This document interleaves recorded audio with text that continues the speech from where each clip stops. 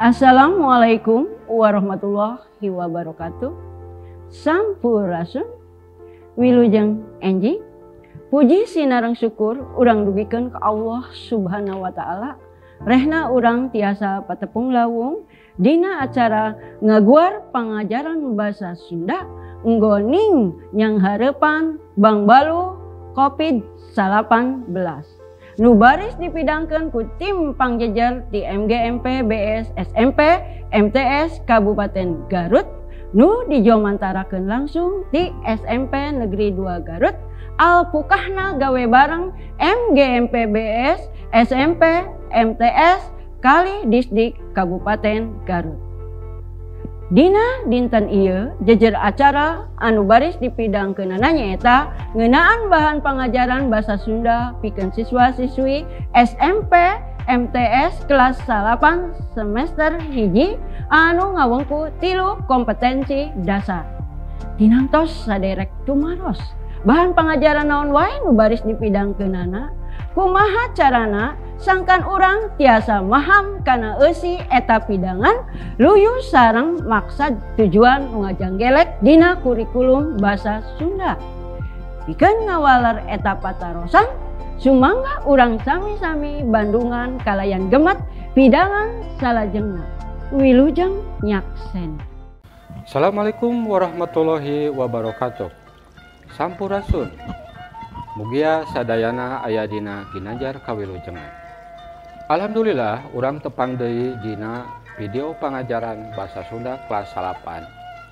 Dina pangajaran ti payun hideuk parantos diajar ngeunaan wangenan oge padika dina biantara. Salajengna ayeuna urang medar ngeunaan metode-metode nu aya dina biantara. Aya 4 metode nu aya dina biantara. Anu kahiji metode impromptu, nu kadua metode naskah, nu katilu metode ekstemporan, jeung nu kaopat metode memoriter. Metode nu kahiji nyaeta metode impromptu. Metode impromptu bisa disebutkeun metode biantara anu dilakukeun sacara ngadadak ku salah saurang jalma bari teu aya tatahar heula ti samemehna. Teu saban jalma bisa ngagunakeun ieu metode lantaran diperlukeun keahlian jeung kaparigelan anu kalintang maherna. Metode impromptu ngan bisa dilaksanakeun ku jalma anu geus biasa biantara. Metode nu kadua dina biantara nyaeta metode naskah. Metode naskah bisa disebutkeun metode biantara ku cara macakeun hiji naskah atawa teks biantara anu geus disadiakeun samemehna. Dina metode ieu biantara diregepeunana karasa monoton, kurang variasina lantaran nu biantara matok kana naskah nu dibacana. Lamun nilik kana tata basa jeung pilihan kekecapanana mah memang karasa leuwih rapi jeung ngaguluyur. Sabab dina ngarencanakeunana jeung nyusun kekecapanana teh bakal leuwih asak. Nu katilu metode ekstemporan. Metode ekstemporan nyaeta metode biantara ku cara nyadiakeun catetan nu mangrupa gurat badag konsep biantara. Hal-hal penting nu rek ditepikeun teh geus disiapkeun. Kalolobaan nu biantara ngagunakeun metode ekstemporan. Lantaran metode ieu nu biantara bakal leuwih ngawasa materi anu rek ditepikeun kalayan gampang. Dina prakna biantara, nu biantara bebas ngagunakeun kecap-kecap atawa kalimah-kalimah dumasar kana kaparigelan basa anu dipimilikna. Nu kaopat nyaeta metode memoriter.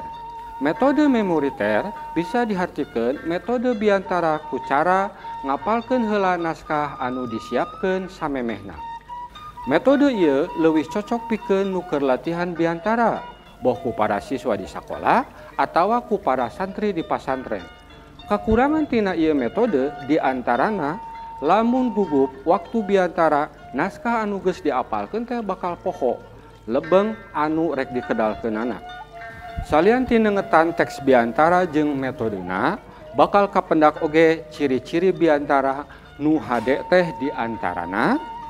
Ciri-ciri dina biantara anu kahiji mibanda tujuan anu jelas, anu kadua basana leuwih formal, anu katilu nepikeunana genre sareng pikatajeun, anu kaopat nepikeun biantara diluyukeun jeung hadirin. Jeung anu kalima eusina ngandung bebeneran. Kanggo ngantepkeun ieu pangajaran, aya pancen kanggo hidup anu kedah dikerjakeun di bumi.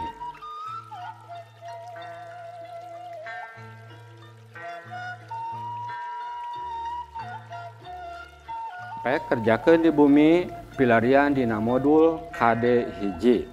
Mung sakitu anu kapihatur mugia aya manfaatna tina ieu pangajaran bobo sapanon carang sapakan. Sihapunten nu kasuhun. Wassalamualaikum warahmatullahi wabarakatuh. Saderek sapara kanca, rupina sakitu pidangan anu tiasa kadugikeun ti rengrengan MGMP BS SMP MTS Kabupaten Garut. Mugia tiasa katampi pikeun nambihan pangaweruh urang sadaya. Nggoni ngaraksa tur ngariksa titinggal karuhun urang. Mugia aya mangpaatna kanggo urang sadayana dina mayunan hirup kumbuh sadidinten. Hapunten anu kasuhun, bok bilih salami ngadugikeun aya nu teu sapagodos. Wilujeng kantun, wilujeng tepang deui dina waktos kali jejer materi anu benten. Cag simkuring amit mundur, pamungkas sanggam, wabillahi taufiq wal hidayah. Wassalamualaikum warahmatullahi wabarakatuh. Bahasa Sunda Tanjung Salawasna.